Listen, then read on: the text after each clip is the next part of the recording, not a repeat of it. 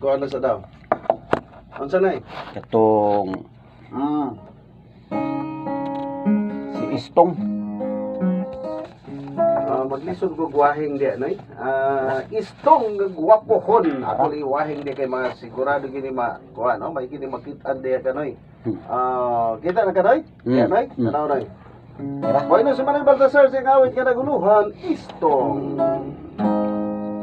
Si Istong nga gwapohon, wala gyud ka eskwela.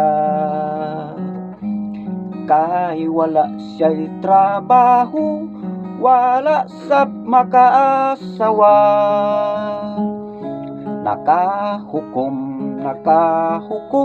manimpalad na lang siya. Sa Manila siya milarga, gamayng putos lang ang dala. Sa Manila squatter ang Pinoy anan niya. Kay lisod 1D18 ang iyahang sistema. Miintra siya sa trabaho, illegal delikaduha. Nahimo siyang drug pusher, sa shabu ug marijuana.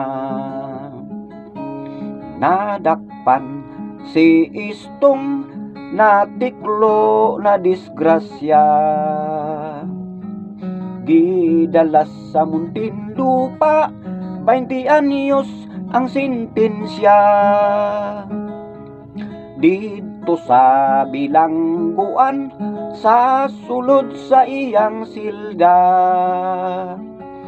Mga adlaw gipalabay, lawas gipatik-patikan, gidruwing-druwingan pa.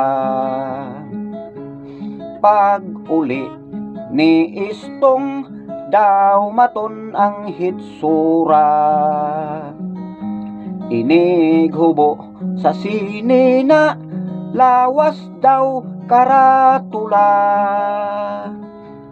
May tato nga dakong bitin sa bugan ug sa paa.